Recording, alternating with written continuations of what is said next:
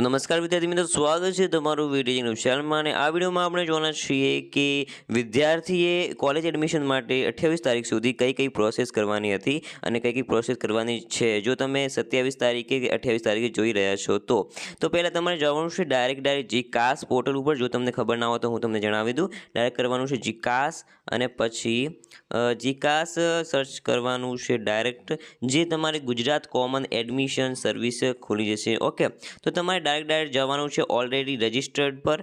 અને જો તમે ન્યૂ રજિસ્ટ્રેશન ન કર્યું હોય, તમે ક્યારે અહીંયા લોગિન પણ ન કર્યું હોય તો તમે ડાયરેક્ટ કરી શકો છો। અહીંયા તમે ન્યૂ રજિસ્ટ્રેશન પર ક્લિક કરીને ઓકે, તો તમારે શું કરવાનું છે તો કે અહીંયા કર્સ ટાઈપ કરવાનું છે કે અભ્યાસક્રમનો પ્રકાર છે। તો અહીંયા તમારે જો 12 પાસ હો તો તમારે ડાયરેક્ટ અંડર ગ્રેજ્યુએટ કરવાનું છે। જો તમારે આ રહ્યું, જો તમે જોઈ શકો છો આફ્ટર 12th ઓકે, પછી યુજી જે છે એ। અને જો તમે તમને ખબર છે બીજું જે એમએ છે, બીએડ છે, એ બધું કરવાનું હોય તો તમે ડાયરેક્ટ બીજી પણ કરી શકો છો, જે એક્સટર્નલ અને જે ડિસ્ટન્સ પણ છે। ઓકે, તો પછી અહીંયા એપ્લિકેશન નેમ એટલે કે એપ્લિકેન્ટ નેમ છે, જે અરજદારનું નામ છે, અહીંયા તમારું નામ લખવાનું છે, જે એકદમ સાચું લખવાનું છે। ઓકે, પછી બર્થ ડેટ છે, બર્થ ડેટ એટલે કે તમારી જન્મ તારીખ છે એ પણ તમારે અહીંયા લખવાની છે। પછી કેટેગરી છે તો તમે કયા જનરલમાંથી આવો છો, કે પછી ઓબીસી, એસટી, ઈડબ્લ્યુએસ, એ તમે એસસી, એ બધી કેટેગરી તમારે ચૂઝ કરવાની છે। પછી અહીંયા જેન્ડર જાતિ એટલે કે ફિમેલ, મેલ ને અધર, એ તમારે કરવાનું છે। અને પછી અહીંયા ઈમેલ નાખવાની છે જે તમારે ફોનમાં હશે, અને અહીંયા તમારો મોબાઈલ નંબર નાખવાનો છે। અને ગેટ ઓટીપી ઉપર ક્લિક કરશો ત્યારે તમને એક મેસેજ આવશે, અને તે મેસેજ તમારે ડાયરેક્ટ લખવાનો છે અહીંયા ઓપ્શનમાં, અને ડાયરેક્ટ આવશે। ઓકે, તો જે ઓટીપી છે એ આવ્યા બાદ તમારી જે એપ્લિકેશન જે છે એ અહીંયા સક્સેસફુલી થઈ જશે, અને તમારું રજિસ્ટ્રેશન પણ થઈ જશે। અને પછી ડાયરેક્ટ તમારે લોગિન પર આવવાનું છે। તો તમે યુઝર નેમ અને પાસવર્ડ ક્યાં મળશે તો તમે જે ઈમેલ અને જે મોબાઈલ નંબર નાખ્યો હતો ત્યાં તમને યુઝર નેમ અને પાસવર્ડ મળી રહેશે।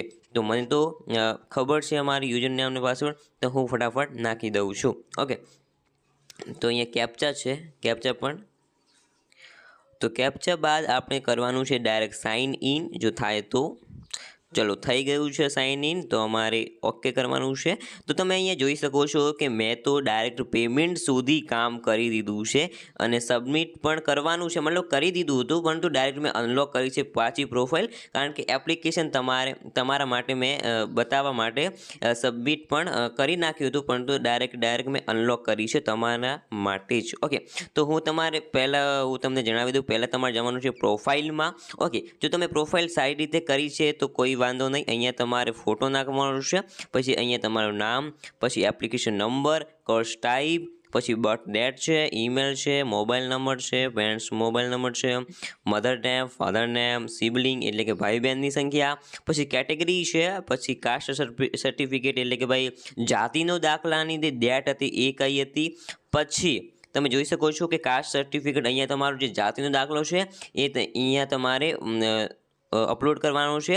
પછી નોન ક્રિમિલિયર સર્ટિફિકેટ એટલે કે નોન ક્રિમિનલ જે તમારું દાખલો છે તે અહીંયા તમારી ડેટ લખવાની છે, અને અહીંયા તમારે અપલોડ કરવાનો છે। પછી અહીંયા તમે જોઈ શકો, અહીંયા સાઇન છે, તમારી સાઇન કરવાની છે કોરા કાગળ ઉપર જે વ્હાઇટ હોય। પછી અહીંયા જેન્ડર છે મેલ, ફિમેલ, અધર। પછી અહીંયા ડિસેબિલિટી એટલે કે તમે વિકલાંગ છો કે નહીં એ, તો અહીંયા નન કરવાનું, જો તમે વિકલાંગ ન હો તો, અને વિકલાંગ હો તો તમારે અહીંયા કરી શકો છો। પછી નેશનાલિટી, તમે ઇન્ડિયન છો, ફોરેનર છો, રશિયન છો, કયા છો એ તમારે જોવાનું છે। પછી લોકેલિટી એટલે કે તમે અર્બન એટલે કે તમે શહેરમાંથી આવો છો, કે રૂરલ એટલે કે તમે ગ્રામ્ય વિસ્તારમાંથી આવો છો એ છે।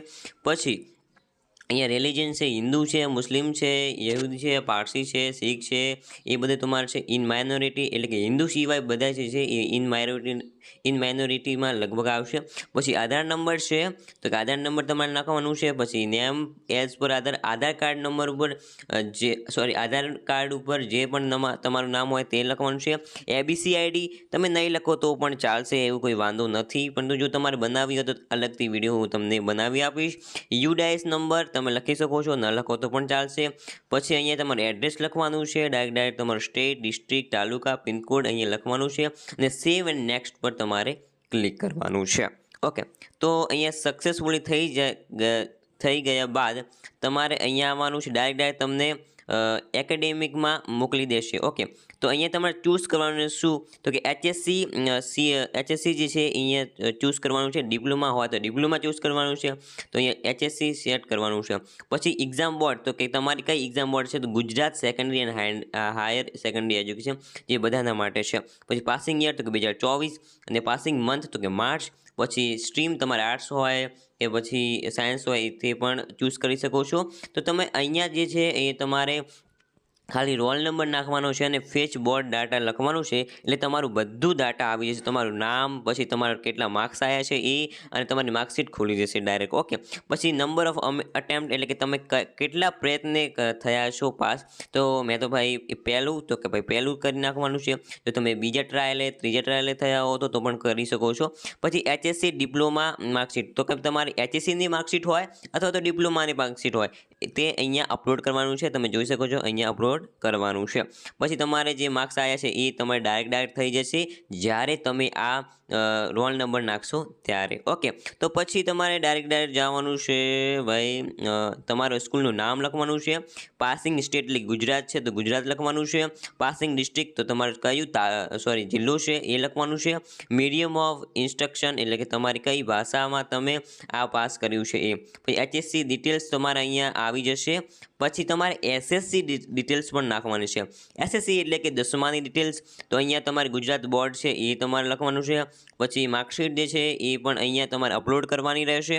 પછી કયું યર હતું એટલે કે વર્ષ કયું હતું 2022, પછી મંથ કયું હતું માર્ચ, અને પછી તમારો સીટ નંબર પણ અહીંયા નાખવાનો છે 10માનું. ઓકે, પછી SSC ઓબ્ટેન માર્ક્સ પછી કેટલા હતા ટોટલ અને કેટલા આવ્યા છે તે, અને અહીંયા તમારે ટકા નાખવાના છે જે થઈ જશે. ઓકે, પછી અહીંયા તમે જોઈ શકો અટેચમેન્ટ છે.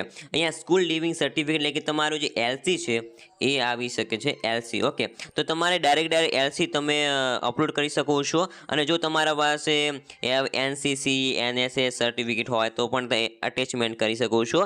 પછી એક્સપિરિયન્સ સર્ટિફિકેટ હોય તો પણ, ઇન્ટર્નશીપ સર્ટિફિકેટ, પછી gap in your academic career, પછી ઇન્ટરેસ્ટ એનઆરઈ, એ બધા જો તમારે લાગુ પડતા હોય તો તમે નાખી શકો છો, અથવા તો તમે સ્કૂલ લિવિંગ સર્ટિફિકેટ પણ નાખી શકો છો. પછી સેવ એન્ડ નેક્સ્ટ પર ક્લિક કરવાનું છે. પછી અહીંયા સક્સેસ થઈ જાય ત્યારે ડાયરેક્ટ તમને અહીંયા મોકલી દેશે ચોઈસ પર. ઓકે, તો તમારે ડાયરેક્ટ કોર્સ નેમ પસંદ કરવાનું છે. શું થયું? કોર્સ નેમ પસંદ કરવાનું છે. કોર્સ નેમમાં તમે શું કરી શકો છો હું તમને જણાવું છું. અહીંયા બેચલર છે, અહીંયા બેચલર ઓફ આર્ટ્સ છે એટલે કે BA. ધારો કે તમારે BA કરવાનું છે, BA તમારે ચૂઝ કરવાનું. પછી યુનિવર્સિટીનું નામ એટલે કે તમારે કઈ યુનિવર્સિટી, કે મારે જોઈએ છે ગુજરાત યુનિવર્સિટી તો કોઈ ઓકે. અહીંયા તમે જોઈ શકો અહીંયા તમારે ગવર્મેન્ટ જોઈએ છે તો ગવર્મેન્ટ. પછી ગ્રાન્ટ ઇન એડ રેગ્યુલર છે, grant in add higher payment છે, પછી સેલ્ફ ફાઇનાન્સ છે, ઓટોનોમસ છે. ઓકે, તો તમે ગવર્મેન્ટ જોઈતી હોય તો તમે ડાયરેક્ટ ગવર્મેન્ટ પણ કરી શકો છો. ઓકે, અને તમારે ડિસ્ટ્રિક્ટ કયું છે કે ભાઈ તમારે કઈ ડિસ્ટ્રિક્ટમાં કરવી છે, કયા જિલ્લામાં કરવી છે તમારે, તો અમદાવાદમાં આપણે કરવાની છે. ઓકે, તો આપણે ડાયરેક્ટ સર્ચ કરીએ. ઓકે, સર્ચ કરવાનું છે અને તમારા પાસે ઢગલોબંધ કોલેજ આવી જશે. તો તમારે શું કરવાનું છે કે ભાઈ મારે જોઈએ છીએ અમદાવાદવાળી એક BAની છે અને ઇંગ્લિશ વિષયમાં આ છે, ઇંગ્લિશ વિષયમાં, પછી ગુજરાતી મીડિયમમાં છે. તો આપણે શું કરવાનું છે, અહીંયા જે પ્લસવાળું આઇકન છે ને અહીંયા ક્લિક કરવાનું છે, જે તમારે જોઈતી હોય તે કોલેજ. ઓકે, પછી પ્લસ ઉપર કર્યા બાદ તમે જોઈ શકો છો અહીંયા જે છે અહીંયા મેં કુલ 12 એડ કરી છે જે કોલેજીસ છે તે. તો તમારે અહીંયા ક્લિક કરવાનું છે. તમે અહીંયા જોઈ શકો છો કઈ કોલેજ એડ કરી છે તે. ઓકે, પછી બસ આટલું થયા બાદ તમારે ડાયરેક્ટ જવાનું છે સેવ એન્ડ નેક્સ્ટ પર. તો તમારે આટલું બધું કર્યા બાદ સેવ એન્ડ નેક્સ્ટ, અને પછી સક્સેસ થઈ જશે. તો તમારે શું કરવાનું છે, મેં તો પહેલાંથી રૂપિયા આપેલા છે તો તમારે અહીંયા 300 રૂપિયા આપવા પડશે. ઓકે, તો મેં તો પહેલાંથી પેમેન્ટ કરેલું છે અને આ ફરજિયાત છે. ઓકે, ફરજિયાત તમારે ફોર્મ ભરવું જ પડશે કારણ કે આ ગવર્મેન્ટ છે, કંઈ આલતું ફાલતું નથી. અને અહીંયા તમારે ડાયરેક્ટ જ્યારે તમે પેમેન્ટ કરી દો છો ત્યારે ડાયરેક્ટ તમારે I agree to below condition on final submission and the stream decided by જીકાસ ટાઈમ ટુ ટાઈમ. એન્ડ તમારે જો એપ્લિકેશન જોવી હોય તો પ્રિવ્યૂ એપ્લિકેશન પર ક્લિક કરીને તમે જોઈ શકો છો અને ફાઇનલ સબમિશન પણ ક્લિક કર્યા બાદ તમારી એપ્લિકેશન જે છે એ સક્સેસફુલી ડન થઈ જશે અને સક્સેસ થઈ જશે. ઓકે કર્યા બાદ તમે જોઈ શકો છો કે તમે જે છે એ પેમેન્ટ સ્ટેટસ એટલે કે તમે જો 300 રૂપિયા આપ્યા હોય તે પણ અહીંયા સક્સેસફુલ ડાઉનલોડ કરી શકો છો કે તમારી પાસે એક પ્રૂફ છે કે ભાઈ મેં પેમેન્ટ કર્યું છે. અને એપ્લિકેશન સ્ટેટસ તમે પણ આ ડાઉનલોડ કરી શકો છો કે ભાઈ મેં એપ્લિકેશન કરી છે અને મારા જો તમારે જો ખોટી પડે કે ભાઈ મારી જન્મ તારીખ અને નામ ને બધું થોડું ખોટું છે તો તમે અનલોક ફોર્મ જે છે એ ક્લિક હિયર પણ કરી શકો છો. અહીંયા તમારે કેપ્ચા ટાઈપ કરવાનું, ગેટ ઓટીપી નાખ્યા બાદ ડાયરેક્ટ તમારું અનલોક ફોર્મ થઈ જશે અને એપ્લિકેશનમાં જે પણ સુધાર વધારો કરવો હોય 28 તારીખ સુધી તો તમે એ કરી શકો છો. તો આશા કરું છું કે તમારે આ બધું કર્યું હશે.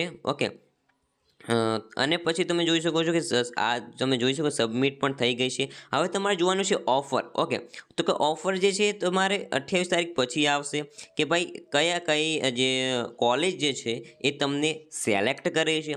તમે કહેવામાં તમે જે મેરિટમાં આવો છો, જો તમે કોલેજમાં પહેલાંથી જ તમે કોલેજ નક્કી કરી દઈ છે કે મારી આડોશ પડોશમાં એક કોલેજ છે એમાં આપણે જવાનું છે તો ત્યાં તમે એક વિઝિટ કરી શકો છો કે ભાઈ શું કરવાનું છે, શું જીકાસમાં મારે કરવાનું છે એ પણ તમે વિઝિટ કરી શકો છો અને તમે જો પૈસા લેવા બચી પણ શકો છો. ઓકે તો ફાયદો તો તમારો જ છે જો તમે એક વિઝિટ કરી નાખો. તમારે જો પાડોશમાં જો તમારે કોલેજ કરવાની હોય તો અથવા તમારે દૂર કરવાની હોય તો ડાયરેક્ટ તમે અહીંયા ફોર્મ ભરી શકો છો.